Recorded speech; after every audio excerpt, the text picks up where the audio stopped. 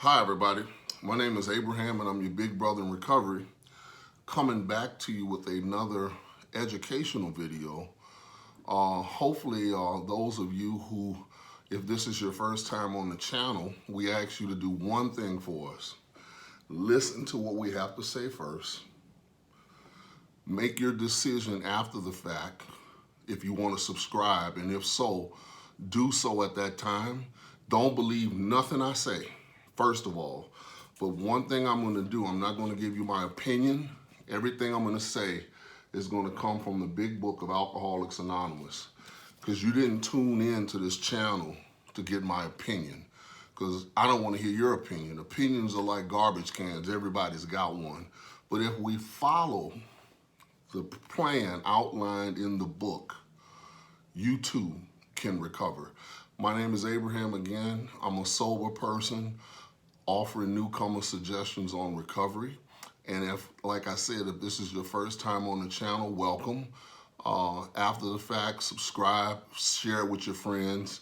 And as often, you'll find out, I like to say, let's get right to it. This is the Sobriety Society International Challenge. And on this challenge, we are attempting to look at how the four founders, Dr. Bob and Bill W., laid this simple program out for us in the big book of Alcoholics Anonymous. If you go to the doctor's opinion of your big book, a question that's often asked, that I often ask people, where is the program of recovery located? And they say all kind of things. And you know, after 41 years of being around, well, 40, it'll be 41 in November, one day at a time, right? But after being around for that length of time, the more I find out, the less I find out that I know, right? I'm always learning. However, as you go to the doctor's opinion, you'll see the first sentence says, we of Alcoholics Anonymous believe that the reader, not the debater, not the person that's studying the book, not the person that's talking about it, but the reader will be interested in the medical estimate of the plan of recovery described in the book. What book? The basic text of Alcoholics Anonymous. So therefore, they're telling us simply that if you want to recover, read the book, right?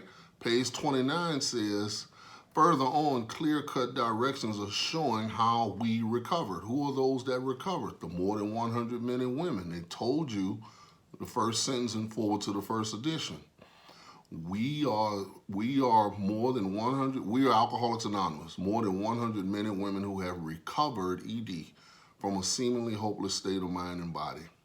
Einstein said that if you can't explain something to a 6-year-old, you don't understand it yourself. So on this channel, what we're attempting to do is keep things so simple until, guess what, it won't intimidate you, it won't overwhelm you, and you'll get the self-esteem to know that you too can recover, because I have read this book over 2,000 times and I'm still learning something from it, but I've never seen anywhere it says we don't recover.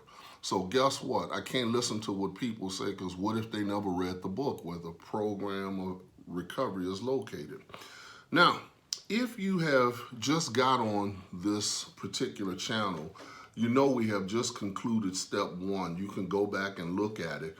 But since I love you so much, I'm going to give you a 3-second recap. What we said, if you go to page 64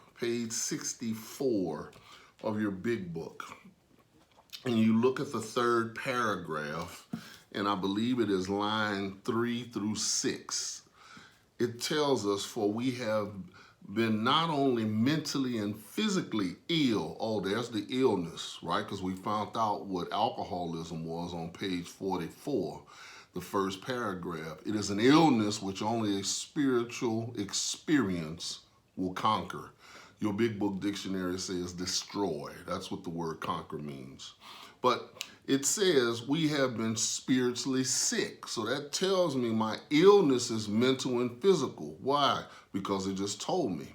But my my disease is spiritual, because guess what it says? When the spiritual malady is overcome, meaning we've recovered, we straighten out mentally and physically.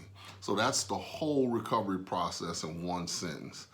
When the spiritual malady is overcome, we straighten out mentally and physically. Why? Because there is no chemical solution for your spiritual problem. If you look at page 42 and you look at the first sentence, it says, then they outline the spiritual answer, right? Because spirituality is the answer, and the program of action, which 100 of them followed successfully. Who were those 100 of them? The more than 100 men and women who had already recovered. Now, let's kindly go to Roman numeral page XXIX. In the doctor's opinion, XXIX. This is how we recover. First paragraph. Well, let's read the 3 lines from the top. This is repeated over and over, and unless this person can experience an entire psychic change or mind change or personality change or behavioral change, there's very little hope of his recovery. On the other hand, and strange as this may seem to those who don't understand, who doesn't understand? The newcomer, because the newcomer has never went through the process. And guess what? The person that's clean but never got sober. I don't care if they've been around for 40 years. Guess what? They could be clean and never have went through the process to experience, not debate or talk about, the psychic change. Notice what it says. Once a psychic change has occurred, meaning they've recovered, the very same person who seemed doomed, who had so many problems he despaired of ever solving them, check these adjectives out, suddenly finds himself easily able to control his desire for alcohol. Because you remember the third tradition when he came in the rooms was the requirement for membership was the desire to stop drinking. Now he can easily control it. The only effort necessary being there required to follow a few simple rules.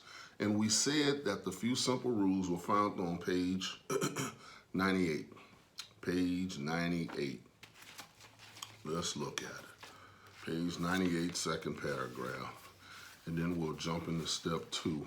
But I just want to bring the people up to speed that are tuning in. Possibly you told about this. And thank you for telling people, because we went over 1,000 subscribers. Thank you. Thank you so much. All right, we need about 10 more thousand. Watch this. Second paragraph.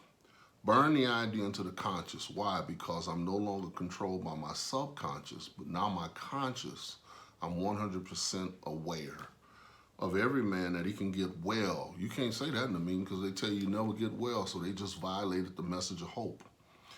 You can get well regardless of anyone. The only condition is that he trusts God, clean house, and guess what? What's the title of this chapter? Look at the top right-hand page, working with others. So those are the 3 simple rules, as we said on the last video. Trust God, first 3 steps. Clean house, step 4 through 11. Working or helping others is step 12. That's the only rules you got to do. And now if you want to take step 1 with us real quickly, just go to page 30. Page 30. Let's do step 1 real quick for those of you who just coming in. We're going to jump into step 2. Page 30, second paragraph. We learned that we have to fully concede or admit to our innermost selves that we were alcoholics. This is the first step in recovery. The delusion that we're like other people or presently may be has to be smashed. And then we took you over to page 33, first paragraph, last 3 lines. If we're planning to stop drinking, there must be no reservation or thought of any kind, nor any lurking notion, idea, that someday we will be immune to alcohol. So here's the first step question. It's real simple. Do you concede or admit to your innermost self that 1 is too many for you and 1,000 is not enough? If you said yes, congratulations. If you said no, maybe you need to do some more reading in the big book and get with your sponsor. But I'm assuming all of you who said yes want to go further. That's why you tuned back in. So let's look at step 2. Step 2. Step 2 says, came to believe that a power greater than ourselves could restore us to sanity.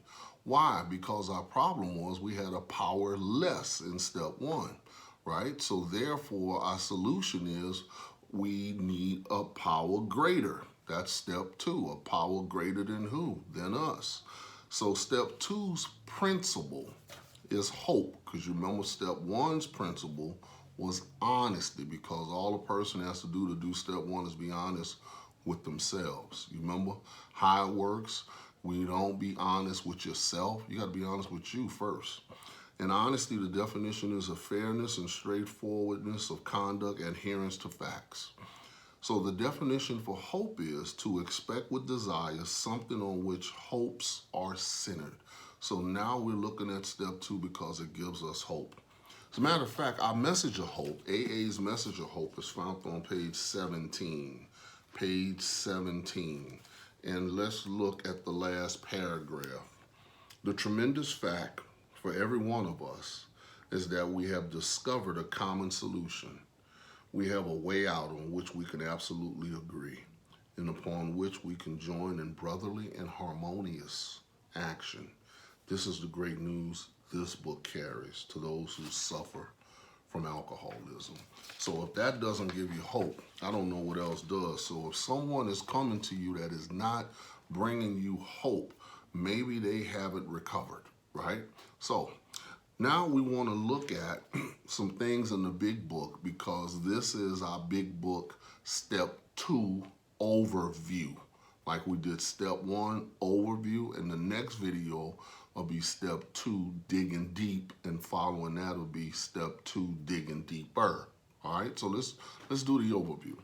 Go to page 44 of the big book of Alcoholics Anonymous, and you will see on page 44, if you look at the last paragraph on page 44, it says, if a mere code of morals or a better philosophy of life was sufficient to overcome alcoholism, many of us would have recovered long ago. In other words, we didn't have a design for living. But we found that such codes and philosophies did not save us. No matter how much we tried, we could wish to be moral. We could wish to be philosophically comforted. In fact, we could will these things with all our might. But the needed power wasn't there. Why? We were powerless. Our human resources, as marshaled by the will, that's our thinking, were not sufficient. They failed utterly. Bill said that 3 things couldn't keep him clean and sober. 1 was fear. Number 2, self-knowledge. And number 3, willpower. Now, if we go back, we're going to find out what is it going to take for us to get this power, to recover. You remember step 2, came to believe that a power greater. Watch this. Go to page 568. 568. And we're going to visit that page maybe a couple of more times. But let's look at 568. And let's look at the second paragraph. Most emphatically, we wish to say that any alcoholic, did we leave anything out there? No, that's all inclusive. Capable of honestly facing his problems in the light of our experiences can recover.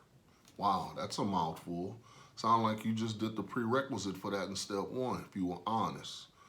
Provided he does not close his mind to all spiritual concepts. He can only be defeated by an attitude of intolerance or belligerent denial, the inability to accept his reality that 1 is too many and 1,000 isn't enough. Notice what it's going to say next. This will help a lot of my friends out there who are having struggles with the whole God concept. Watch this. We find that no one need have difficulty with the spirituality of the program. Willingness, honesty, and open-mindedness are the essentials or the basics of recovery. But these are indispensable. You remember, if you put the acronyms together, the honesty, step 1, the open-mindedness, step 2, and the willingness, step 3. That's how, okay? So you don't have to be intimidated by this, right? Just trust the process, okay? Now, let's continue to look. Let's look at how Bill was introduced to step 2, right? Let's look at what Ebby did. We know Ebby came from the Oxford group. Go to page 12. Ebby came from the Oxford group, and he brought the Oxford group's teaching to Bill, which were 4 steps, right? He brought them 4 steps. Surrender, first 3 steps. Sharing, step 4 through 7. Restitution, step 8 and 9. And guidance from God, 10, 11, and 12. But let's look at something. Let's look at page 12, and let's look at what Ebby told Bill. First paragraph. Despite the living example of my friend, there remained in me the vestiges of my old prejudices. See, he was closed-minded about some stuff that he learned from his grandfather about pastors and preachers and ministers. The word God still rolls a certain antipathy. When the thought was expressed that there might be a God personal to me, this feeling was intensified. This is Bill talking. Look whose story we're reading. I didn't like the idea. I can go for such conceptions as creative intelligence, universal mind, or spirit of nature. But I resisted the thought of a czar of the heavens. In other words, a czar is one who controls everything, the big kahuna. However loving his sway might be, I have since talked with numerous, of men who felt the same way. Notice what Bill is going to say next. Ebby presents Bill with a proposal, a proposition, pretty much. Look what he says next. My friend suggested, meaning Ebby, what then seemed a novel or a great idea. He said, look what's in italicized. Why don't you choose your own conception of God? That's fair, right? So that means I didn't have to believe what I was raised to believe, not saying anything's wrong with it if you believe it, but I can use my own conception because, watch this, that statement hit me hard, Bill said. It melted the icy intellectual mountain in whose shadows I had lived and shivered many years. Notice he said intellectual, right? I stood in the sunlight at last. Notice what Bill's going to say. It was only a matter of being willing to believe in a power greater than myself. Nothing more was required of me to make my beginning. That's it. I saw that growth could start from that point. Upon a foundation of complete willingness, I might build what I saw in my friend, what he saw in Ebby. What did he see in Ebby? The top of page, what was it? 14. No. The top of page 9, the first line. He was sober. Watch this. Would I have it? Of course I would. Now let's look at something. He said it melted the icy intellectual mountain in whose thoughts he had shivered for many years. Let's look at page 181 in the big book. I'm taking a detour here because I love you guys and I want to give you something really to ponder. 181, look at the last paragraph. If you think, I'm talking about the intellectual mountain in whose shadow he stood in. If you think you are atheist is one who flat out doesn't believe. Notice we don't have a chapter in here to the atheist. An agnostic, we got a chapter in here to the agnostic because the agnostic at least says, I don't believe, but I'm willing to believe. A skeptic is one who just looks to jug holes in the program or have any other form of intellectual pride which keeps you from accepting what's in this book. I feel sorry for you. In other words, what do those 3 men have in common? The atheist, the agnostic, and the skeptic. They all have intellectual pride. In other words, they only believe what they believe. That's kind of selfish, isn't it? If you still think you're strong enough to beat the game alone, that's your affair. But if you really and truly want to quit drinking liquor for good and all, and sincerely feel that you must have some help, we know that we have an answer for you. It never fails. If you go about it with one half the zeal you had been in the habit of showing when you were getting another drink, your Heavenly Father will never let you down. So in other words, if you put half the effort into this recovery that you put all your effort into using, your Heavenly Father will never let you down. Now let's continue to get a little bit more inquisitive about step 2. Let's go to page 46. Page 46. Watch this. And let's look at the first, where do I want to go here, Abraham? Let's look at the first paragraph, right? Yeah, let's look at the first paragraph on 46. Notice what it says. It says, the first paragraph. Yes, we of our agnostic temperament have had these thoughts and experiences.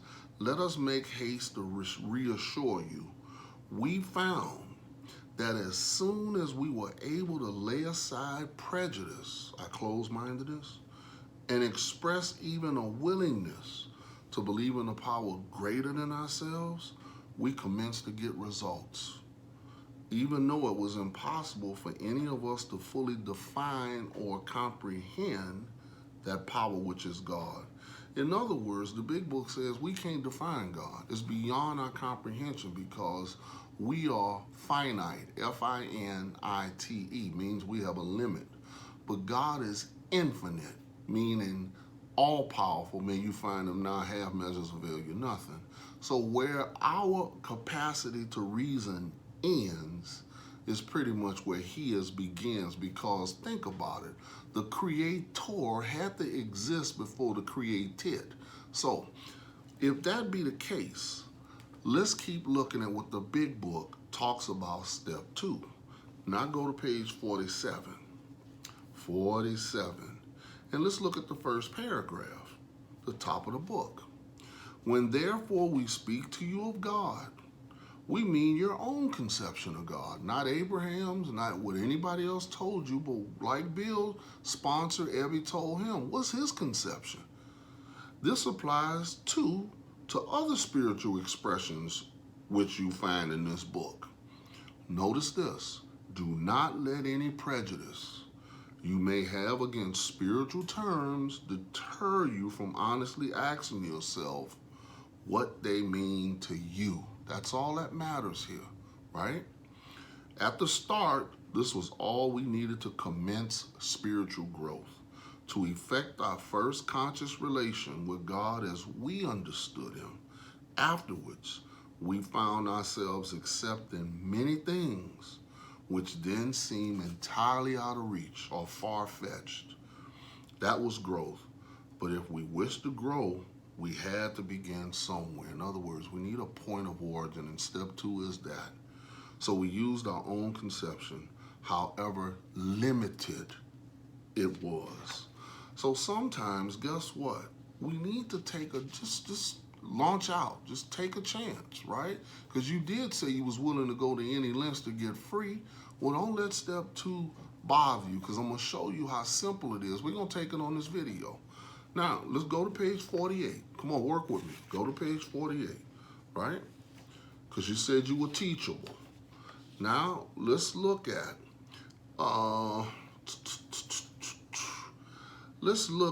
the 7th through the 13th line at the top of our book, right?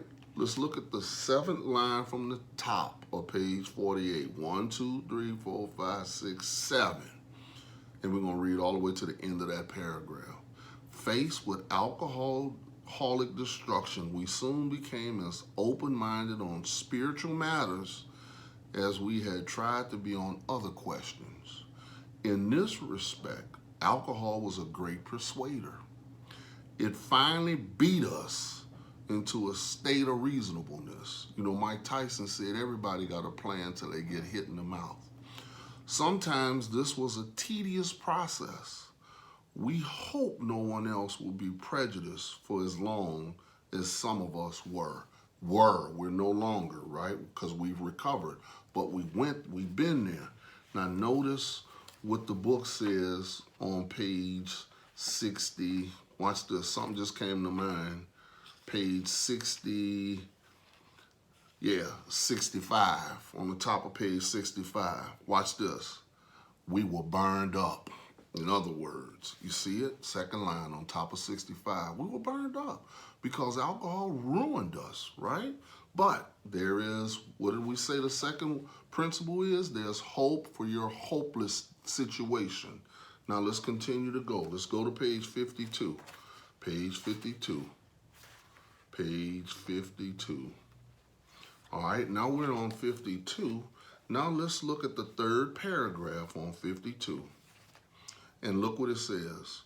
When we saw others solve their problems, wow, by a simple reliance upon the spirit of the universe. That's another way of Bill using the name for God. We have to stop doubting the power of God.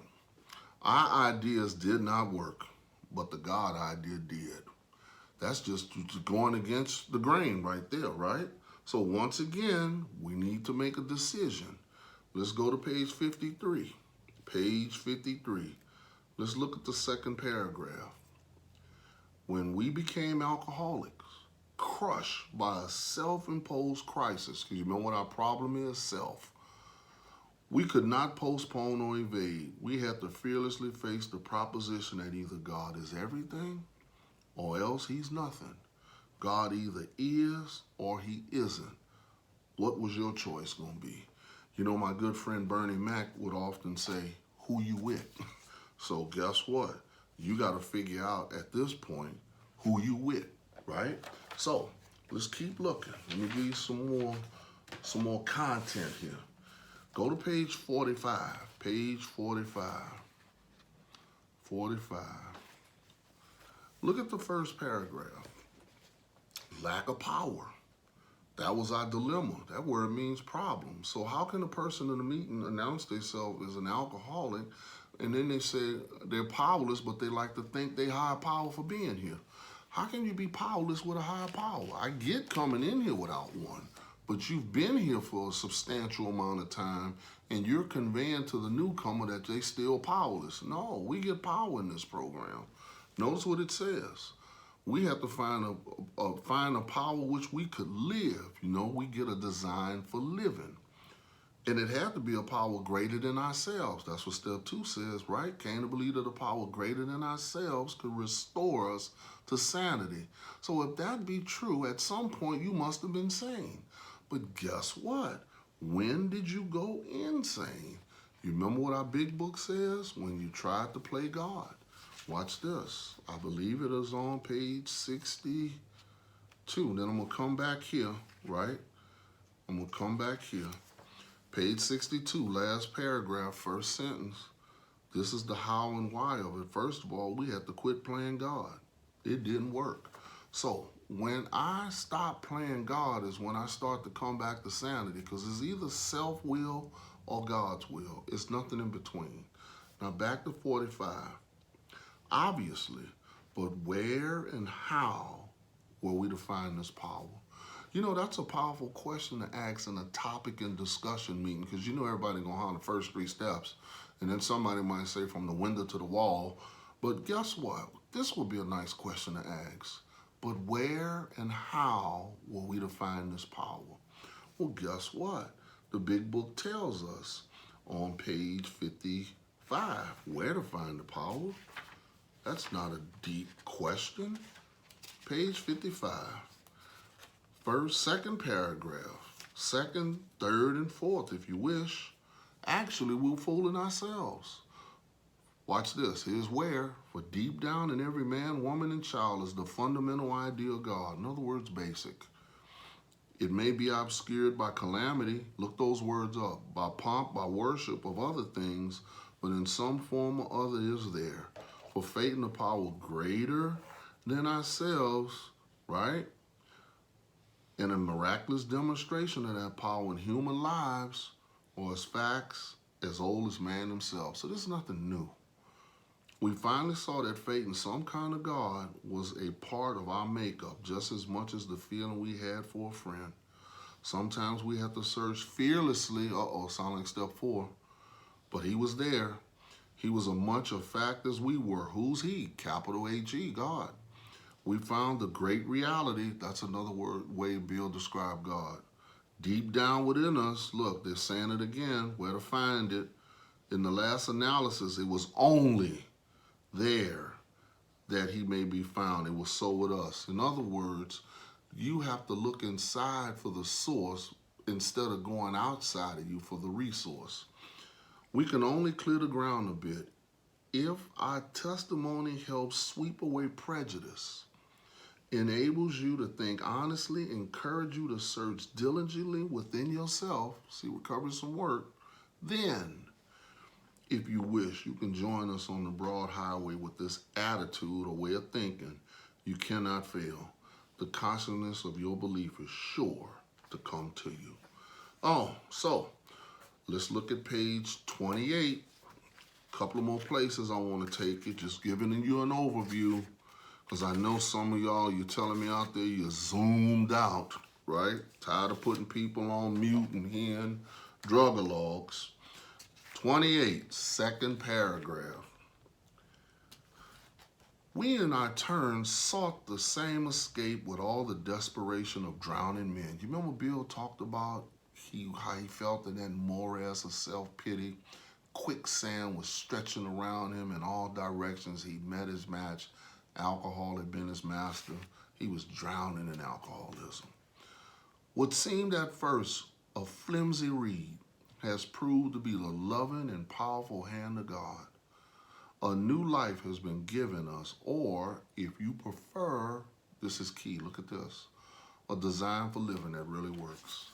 So that's one of the things that we recover, a design for living that really works. And guess what else we recover? A new relationship with our Creator. That's why we're trying to recover, right? Let's look at what Dr. Silkworth says, Roman numeral page XXVIII. In other words, Roman numeral page 28. Let's look at the second paragraph. Fraudly emotional appeal seldomly suffices. Watch this.